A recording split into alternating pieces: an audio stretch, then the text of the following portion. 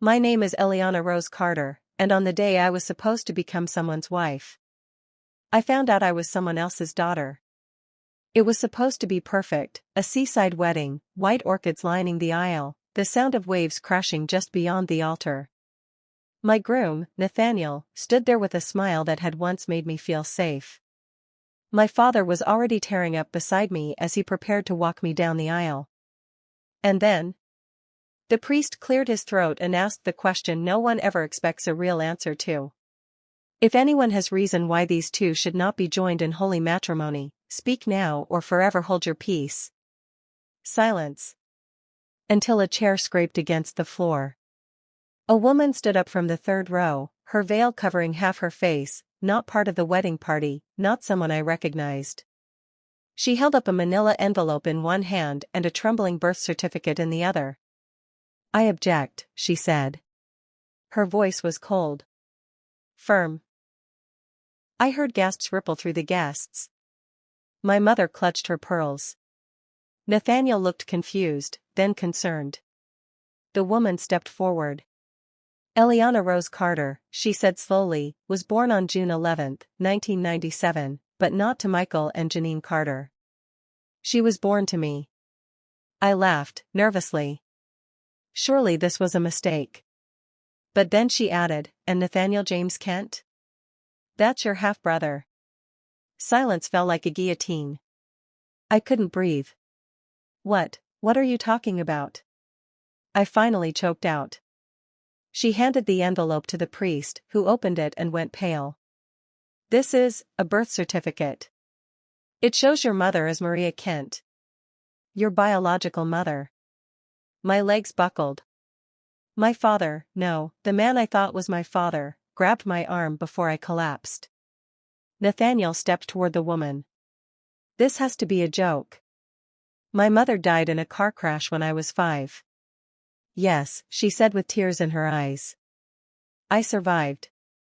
They told you I didn't. I ran because I had to.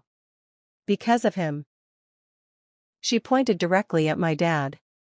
Because he threatened me. Told me to give up the child or he'd make sure I lost everything. So I disappeared. But I never stopped watching. People were shouting now. My world spun. You're saying my entire life was a lie? I whispered. The woman turned to me. I've waited 27 years for this moment. I wanted to tell you sooner, but I never imagined it would be like this. I had no idea you were marrying him. Not until I saw the announcement in the paper last week. Nathaniel's face was ghost white. I didn't know, he said. I swear to God, I didn't know. I looked at my parents, the ones who raised me. My mother's face was soaked in tears. My father's jaw was clenched tight, refusing to look at me. Is it true? I asked him. Tell me it's not. He said nothing. Everything shattered. I couldn't feel my feet on the ground. The wedding was over before it began. The priest stepped aside, confused and helpless. Guests whispered like vultures circling a dying truth. Cameras hung limp in photographers' hands, unsure if this was a wedding or a scandal worth documenting. My fiancé, my supposed half-brother, sat on the edge of the altar, his hands trembling. His best man whispered something into his ear, but Nathaniel didn't respond. He just stared into nothingness. And me? I ran. Ripped off the veil, kicked off the heels, and fled down the garden path of the estate, white dress fluttering behind me like a ghost I couldn't outrun. She followed me. The woman who said she was my mother. Eliana, she called. Please. Don't. I turned, fury rising through my tears. Don't you dare say my name like you've earned it. Her eyes flinched. I didn't come to ruin your day. I came to stop a tragedy. I found out just in time. Just in time? You showed up at my wedding. How long were you sitting there, watching? Waiting for the most humiliating moment possible? I was terrified. I didn't know how to face you. But then I saw the wedding announcement, and his name. Nathaniel. That name. I collapsed onto a bench in the garden as everything in my life blurred together. The birthday parties, the scraped knees, the lullabies, all lies? She sat beside me, slow and careful, like I was a wild animal. My name is Maria Kent. I was 19 when I had you. Your father, Michael, he was powerful. Controlling. He didn't want a scandal. Said I was too young. He forced me to give you up, and threatened me if I ever came near you again. You let him take me? I whispered. I thought it was best for you. I was scared. And yes, I was weak. The silence between us was loud. All I could hear was the crash of waves and the thud of my own racing heart. But why now? I asked. Why not tell me years ago? Because I didn't know who you'd become. Where you were. Until I saw the article about your wedding to Nathaniel Kent. My son. I covered my mouth. It still sounded like fiction. I loved him. I still do, I said bitterly. And now you're telling me we share the same blood. Half-blood, she corrected. You were born before I met Nathaniel's father. He came later. After I ran. I blinked. Wait, you're saying? Yes, she said. Nathaniel and you share me, not your father's.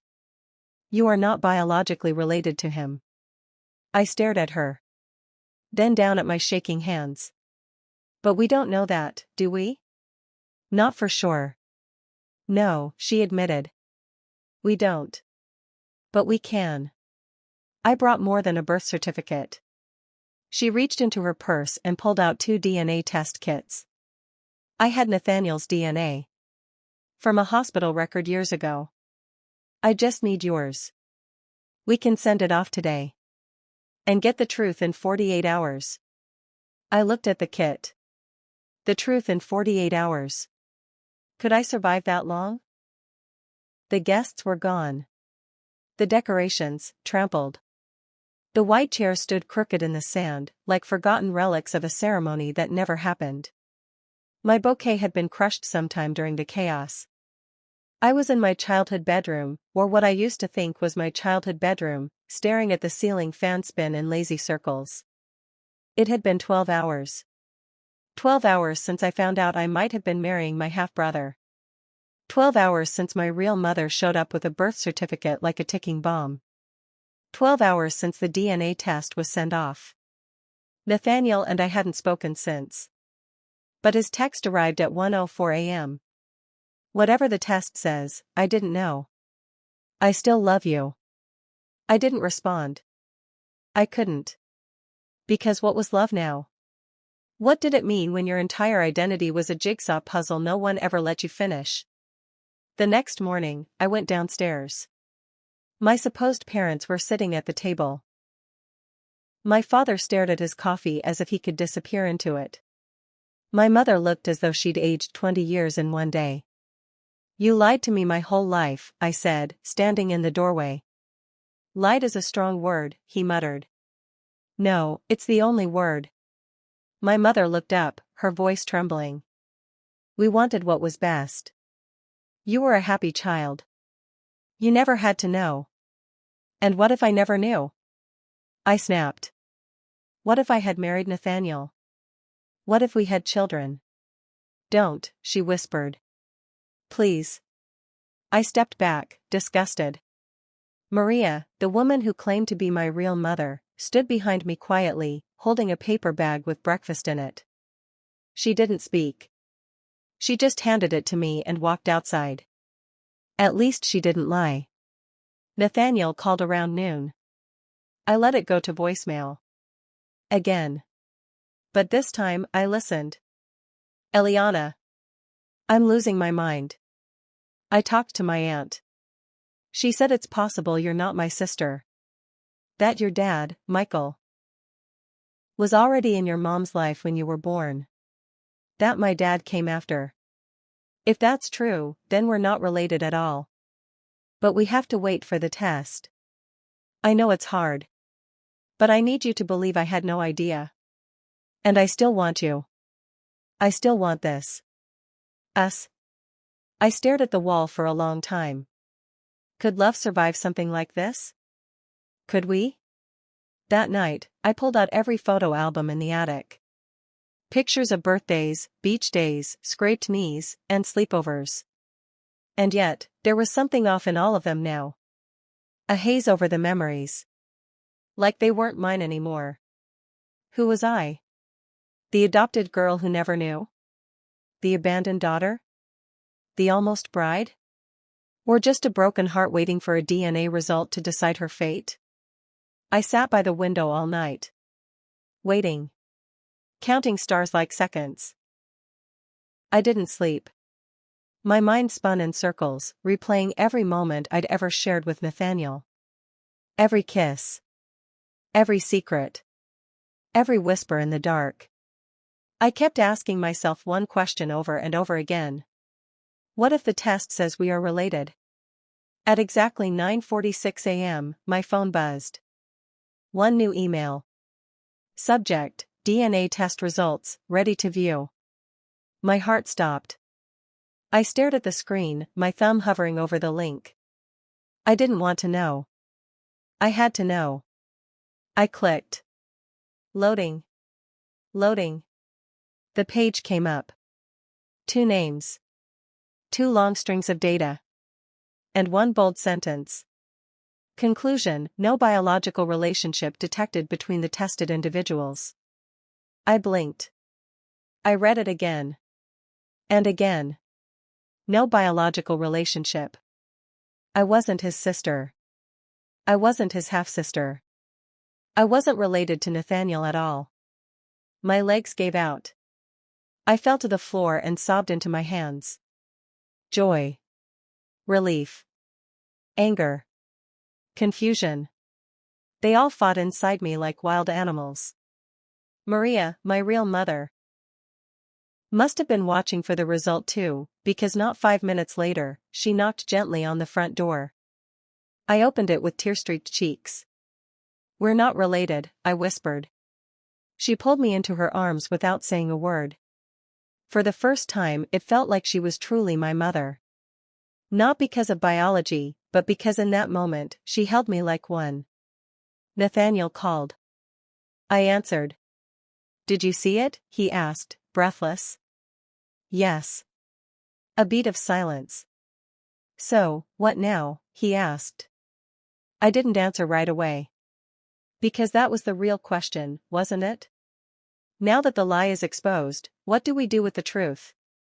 "Meet me," I said. "At the place we first met." Sunset. When I arrived at the coffee shop where our story began, he was already there, pacing. His tie was crooked, his eyes swollen from lack of sleep. The moment he saw me, he ran to me. "Eliana." I stopped him with a hand on his chest. "I need to say something first." He nodded. My whole life, I believed I was someone else. Someone built on lies and names and smiles that weren't real. I'd been angry. Broken. But through all of it, I never stopped hoping this wasn't the end of us. His eyes shimmered. "It doesn't have to be." I searched his face, the face of the man I almost didn't get to love. And then, I kissed him. Not like a fairy tale. Not like a bride. But like a woman reclaiming her life. The truth had shattered my world, but somehow, it also freed me. Nathaniel and I spent the next weeks carefully piecing together what had been broken. We were not siblings. We were not bound by blood. But the bond between us, the one forged in laughter, tears, and countless stolen moments, that was real. Our families tried to recover too. My adoptive parents apologized, their faces lined with guilt and regret. Maria and I began to build a fragile trust. It wasn't easy. Years of absence couldn't be erased overnight. But we talked. We cried. We made plans to meet again, this time as mother and daughter, not strangers. Nathaniel's family supported us, their shock slowly turning to acceptance. And me? I stood on a cliff one evening, the ocean breeze tousling my hair, watching the sun dip below the horizon. A new chapter was beginning, one without secrets. I thought about the woman who had stood up in the church holding my birth certificate. The moment that tore my life apart, but also the moment that gave me back me. My name is Eliana Rose Carter. I am not defined by my past, my parents, or a bloodline. I am defined by my choices. And today, I choose to live, fully, fiercely, and without fear. Nathaniel and I postponed our wedding, not because the path ahead was uncertain, but because we wanted it to be right. When the day comes, it will be a celebration of truth, love, and new beginnings. Because sometimes, the hardest storms bring the clearest skies. And I am ready to soar.